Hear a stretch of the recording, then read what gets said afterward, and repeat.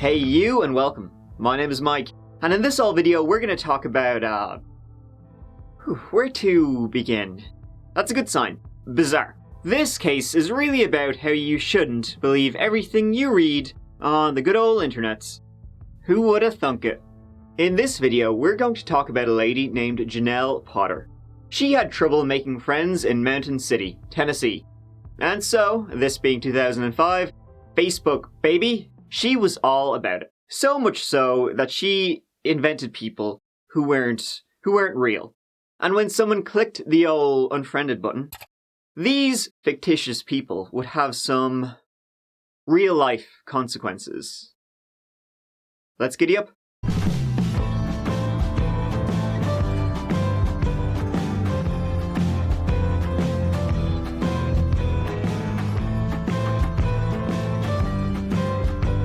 In this one, we're going to take a trip up the mountains to Mountain City.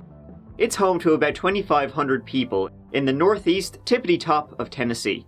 It's a small community snug in the mountains bordering on Virginia and North Carolina, known as a friendly, cheerful, Christian, God-fearing, welcoming town. And in this picturesque little place lived a cast of characters. Let's meet them. Let's start with Jenelle Potter, shall we? Now, she herself wasn't born in good old Mountain City, but she sure made a name for herself there. Probably not hard, there's only 2,500 people living there. Ms. Potter was born in 1982, the second of two children.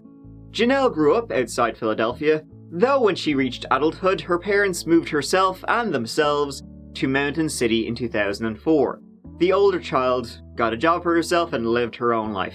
The three of them moved to Mountain City to tend to aging family. Now, Jenelle had a number of health issues. She was born with an auditory disability, she was in special ed, she was diabetic, had anxiety issues, and received disability payments once she was an adult. And as such, her parents were very protective of her. Maybe a little too much. So, as you can imagine, Jenelle had a hard time making friends, socializing. She would cling to her parents, every time she was out and about. Wasn't the most, you wouldn't yap away with her if you met her on the street. And so the internet was her way out. And in 2004, 2005, it sure as shit was chat rooms, then MySpace, then Facebook, which was just taking off. Her parents were Barbara and Martin Potter. It was Barbara's mother they moved to Mountain City for, and she lived with him. Marvin Potter was known as Buddy because, I don't know. He was a former Marine who later, according to himself, worked with the CIA.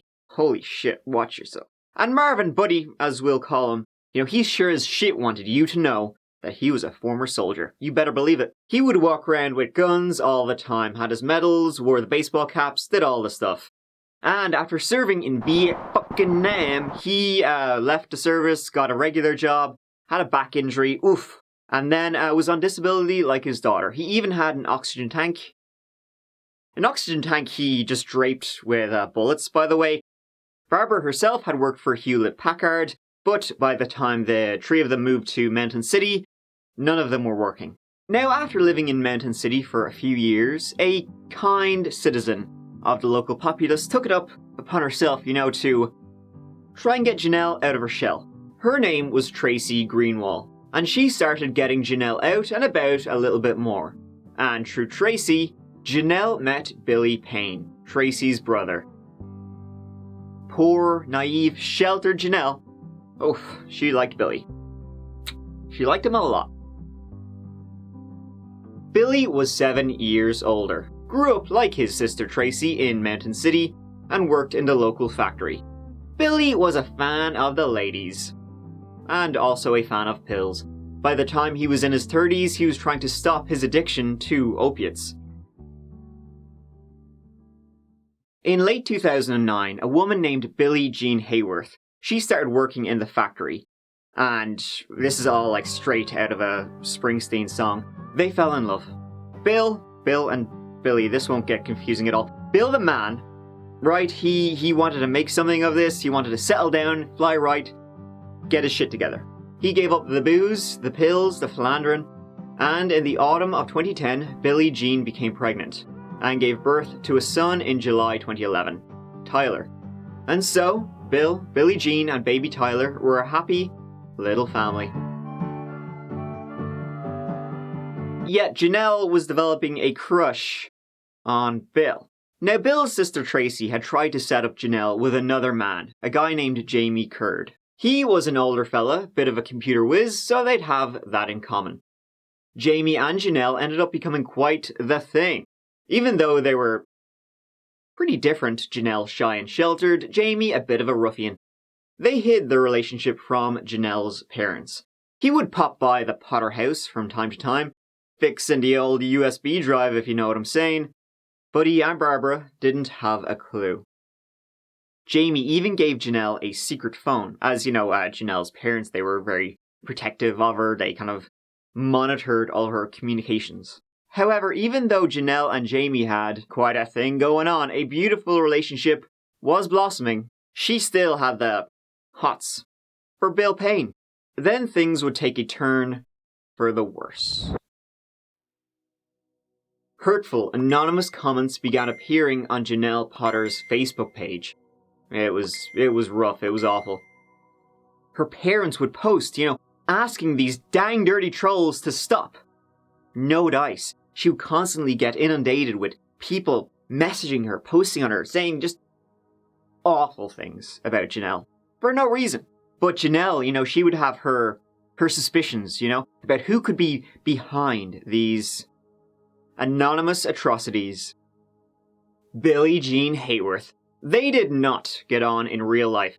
Billie Jean, of course, was at the time engaged to Bill, had a child with him, and Jenelle was jelly. And so Jenelle started spewing some vitriol and diatribe herself. It got to the point that Jenelle and her dad Buddy, this case is confusing, would go to the police and complain about the online hate she was receiving. Then it spilled into real life. Rocks began to be thrown at the Potter house. Sickos. The two Billies wanted the Potters to know who it was that had it in for them, even writing their own name on the rocks, which if you did that, you're as dumb as rocks. Then Bill and Billie Jean did the unthinkable. They unfriended her on Facebook. I'm getting chills, lads. But then the real shit hit the fan.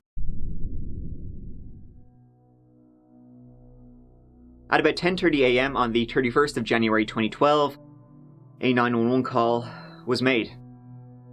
County 911. Yeah, they didn't name them as bad. There's no call. They're white. They're kids. And there's a baby involved. She don't look right. I'm wondering if she's in the other right playpen. She kind of looks like she's trying to get to her baby. A friend happened into the house of Bill and Billie Jean and found them both brutally murdered. 6-month-old Tyler was still alive in his dead mother's arms. This, of course, shocked the community. What happened was that in the early hours of the 31st of January, hours before, they were found, intruders stormed into the house and shot both Bill and Billie Jean in the head. Bill's throat was also cut open. The intruders then fled without disturbing the place at all. And so when the investigation began, the clues were non-existent. No fingerprints, no shell casings, no forensics really at all to speak of. The job had been clean, almost professional. None of the stuff you would expect to find was found that would give you some sort of clue as to who could be behind this. However, who were Bill and Billie Jean fighting with shortly before this happened? The police went to speak with the Potters. It seemed like they had some kind of blood feud going on. I mean, I hate rocks. Unfriending people? Jesus, hardcore. But to do, something like this. Got lost with the Tennessee girl. Oh, okay, nice to meet you. Yeah, see, what we're doing right now is investigating adult homicide. Very serious matter. Everybody always points finger at us for something. Oh, no, there ain't nobody pointing their fingers. Do you know of anybody that would hurt them, want to hurt them? No, actually, I don't. I feel bad about the situation because I didn't want no harm on them. They've been harassing me through my driveway, on our property, and then yesterday morning when I got on Facebook is when I found out.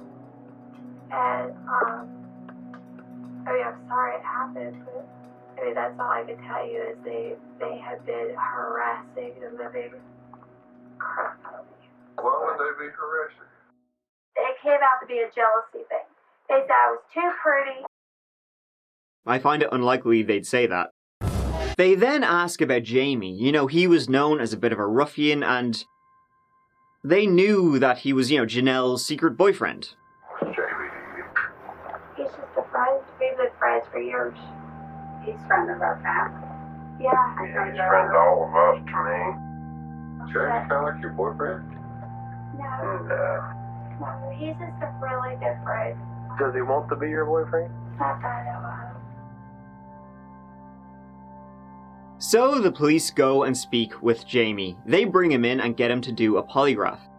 He fails with flying colours when they ask him about the identity of the killer. However, he gives them not a thing. I think you went in there. We'll take care of the situation. We'll take care of people messing with Janelle. People ain't gonna mess with my girl no more. She's not my girl. You may say that out loud, but you know your heart to me. Were you on the never killed? I like that. Then Jamie does something odd. He asks the detectives this question. Is the CIA here? CIA? No. No. That's the question? Yeah. Why did you ask about the CIA? Because he says he works for them. They were like, what the F? Well, Jamie then begins telling the detectives that he had been in contact with a secret, CIA agent named Chris. A secret CIA agent named Chris here in Mountain. You think he'd be off fighting whoever the CIA are fighting nowadays? Doing some mad stuff. No. Turns out Tom Clancy should have written his books closer to home. This Chris told Jamie he was, his job was to protect Janelle and the Potters from harm. He was watching everything that was going on. He was like her silent protector. The nation We got it. is counting on you to discover the truth. I'll call the White House. You might be asking yourself, why would a CIA agent give a shit about the Potters? But, I don't know, I guess she was some kind of high value person. This came straight from the White House. It came out to be a jealousy thing. They said I was too pretty. I'll call the White House. Yeah, okay. After 7 hours in the interrogation room, Jamie finally told the police that Buddy was the one who shot Bill and Billie Jean. Who shot him? He who? Buddy? Yes. Buddy, the guy on disability, had trouble walking, oxygen tank. He was a stone-cold killer. So we got a mysterious CIA agent named Chris. And didn't Buddy say he once worked for the CIA? But of course, when Buddy was asked about this, can't tell you. Top secret. Sorry, lads. The police then went and brought Buddy in. After, by the way, when they went to him, Buddy always had a shooter on his hip, and when the police rocked up to his house, it seemed like Buddy was going to go for it. The police managed to grab his arm and bring him in handcuffs. He was going to go down fighting. You know why you're here, right? That somebody's told you I'm the one who killed somebody. I'm not going to tell you I did something I didn't do. I believe you are sick and tired of the most precious person in your life being attacked and harassed constantly. I know that. Okay? Ever since all this crap started, I've had my life threatened. My wife has been threatened. They've threatened to take Janelle, cut her head off. When you hear people plotting to catch your daughter in a restroom, and murder her and just so much. My question I got right now. Just Jenelle Barker know what you did. You know. After 4 hours, it seemed like they had him. They had 2 people who confessed to being involved. Then, executing a search warrant on the Potter's home, they found just a shitload of guns. About 60. But he was ready to go back into Vietnam, take on the commies by himself. Not only that, they found pictures of Bill and Billie Jean in the house too. On the photos were some nasty remarks. Also, many of the pictures appeared to have been ripped up. The police seized the family computer and their truck, and in the back of the truck they found bags and bags of shredded papers. One officer spent a month piecing them back together, which must have been fun, and doing so pieced together the story. They were emails from Chris. Let's read a few, shall we? From Chris to the Potters. I'm 1,000 yards away from your mom's house. I see everything. Perfect. I have also been around your mom's house. It was Barbara's mother who lived in Mountain View, and I know where the rooms are when they have not been home. I guess you're wondering what my job is for the CIA and also ICE. Overseas, that's keeping girls from trading, and also for CIA. I just kill and I enjoy that a lot. I get to shoot all the bad guys. And with NICS, well, I work with some Marines overseas and do things with them and also go on walks and know what's going on there. There is a lot I'm in, but they seem to want me all the time. I don't know if it's because I'm skinny and long or because I can do things faster than most. Not really sure. I'm a sharpshooter, also would tell you to carry a gun with hollow point so it can blow them away. Make sure you carry, please. Yes, I'm sure it's getting to Jenelle. She is going to die here, I feel, with all this crap. Well, if he needs to do anything, buddy, get Bill first, because he's really mean and an asshole. Damn, fucker. Here's another one. Kill, kill, kill, and don't worry about them. Buddy's ID. They need to give him that shit because he could use it right now and do what I'm doing, and then he could work with us, you know. See, Chris would tell the Potters, he could get Buddy, CIA clearance, because of course, Buddy, he used to work with the CIA. Of course he did. Here's an email of Barbara asking Chris, where's the ID? Hi Chris, Bud was wondering when he would be contacted to meet and pick up his ID you spoke of some time ago. Just for your info, he is home every day now, as I am home. He can come alone because Jenelle can be with me. He is actually wondering if there is an ID or not. They call him, he'll put in his code and meet wherever. Chris responded, but yes, I saw the ID. They have not gave it to him yet. That's what makes me so mad. They say they will do it and they have not called him. I even told my boss about it and he said yes. Chris would tell that he had killed in his line of work, to which Barbara would respond, as long as you're doing the right thing for mankind, then you will not be judged badly. If it is like Buddy did, you are helping others by getting rid of the bad. I understand what you do fully if it is like Buddy did. I worry about when you retire though. Don't let it ever get you down, Chris. Here's another one Barbara sent to Chris.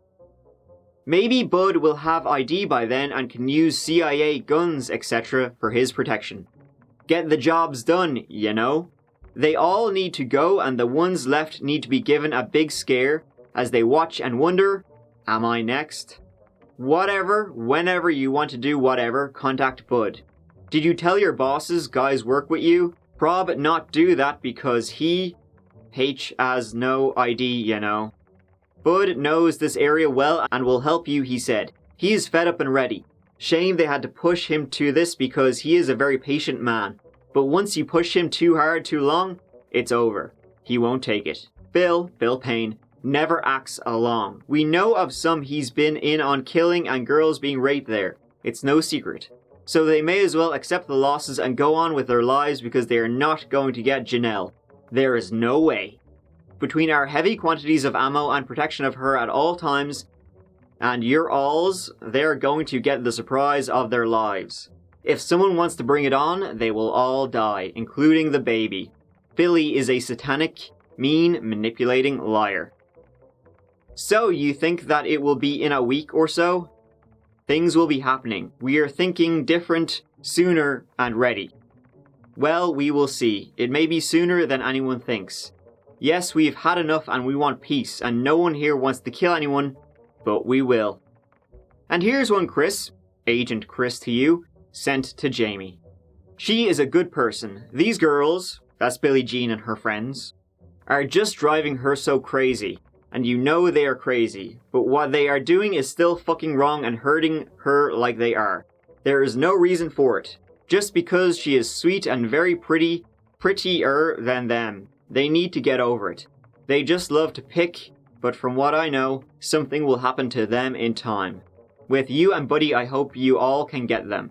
And that you know what you are all doing is great. You're going to help the town. I wish I could kill them, but right now, I really can't. So the emails told a story, a batshit one. You know, this Chris, Agent Chris, would be emailing the Potters, especially Barbara, because Barbara was mad for Chris. And Chris would also email Jamie, you know, telling them there was a conspiracy to hurt Jenelle, to kill her, to kidnap her, to do some awful things, and that Bill Payne and Billie Jean Hayworth were sick, twisted, evil people. Bill and Billie Jean were Satanists. They were abusing women all over town, and Jenelle would be next. Chris was watching over everything. He would protect them. You know, he's watching over their online activity and do whatever he could to help stop these dang dirty trolls. It seemed that Barbara, who as I said was the number one, you know, conversationalist with this Chris, was eventually able to convince Buddy, after emailing Chris for months and having her delusions fed, to murder. Yeah, so those emails from Chris, once the police investigated it, they found the IP address. Jenelle was sending all the emails. Chris didn't exist. It was all Jenelle. There was no Chris at all, if you can believe it. Yeah, shocking. Shocking, I know. The way he wrote was just so convincing. As you can imagine, those Facebook posts, the messages, the rocks thrown, you know, with Bill and Billie Jean written on them. Bill and Billie Jean had no idea any of this was really happening, or they at least didn't know the extent of it. It was all Jenelle. It seems like they were slightly aware some of it was happening, but they were just staying away from it because they knew Jenelle was a crazy person. They were completely innocent. And it turned out that the morning of the murders, Jenelle was texting Jamie, you know, via the secret phone, you know, telling Jamie that, yeah, I hear my dad, he's going over there right now. She knew everything that was going on. She knew that her dad, Buddy, and Jamie were going to go kill Bill and Billie Jean.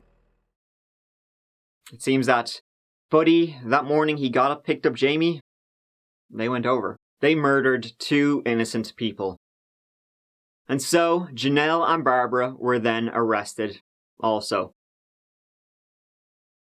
2 men charged in the murder of a Johnson County couple are now in the process of hiring lawyers. Today in court, a judge appointed a temporary public defender for Jamie Lynn Curd until he can hire his own attorney.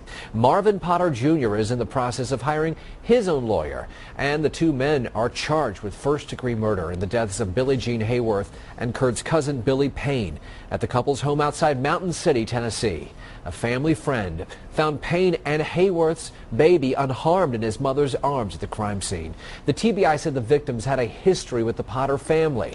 Investigators said the pair filed a harassment complaint against Potter's daughter last year, sparking a feud between the families that resulted in murder.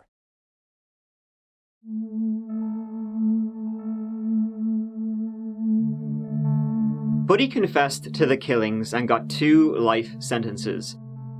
Jamie Curd got a plea deal and 25 years for him.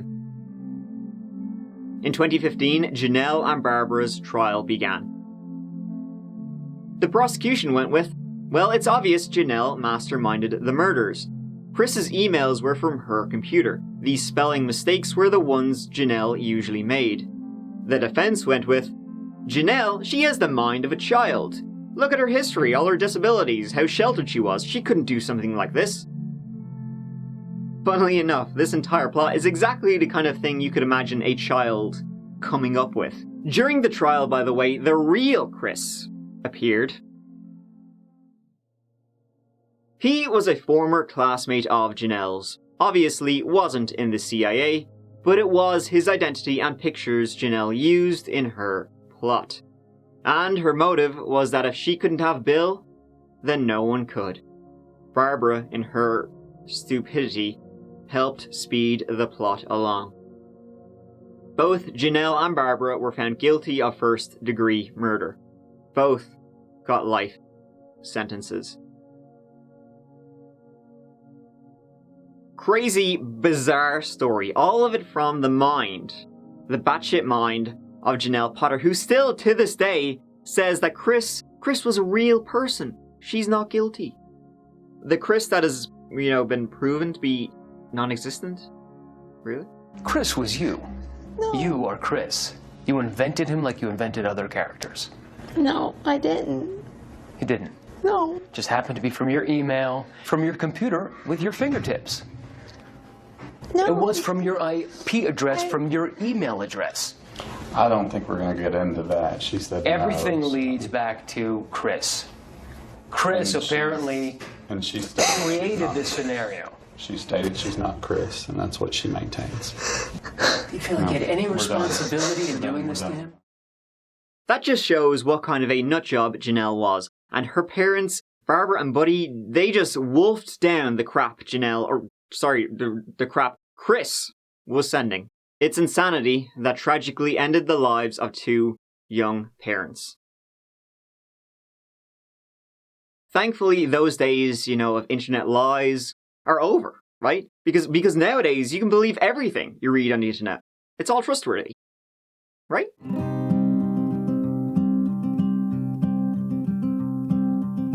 Thank you so much for watching. I really appreciate it. By the way, I should really talk about this more. I have t-shirts and stickers and mugs and stuff. If you would like some That Chapter branded t-shirt, you can get one.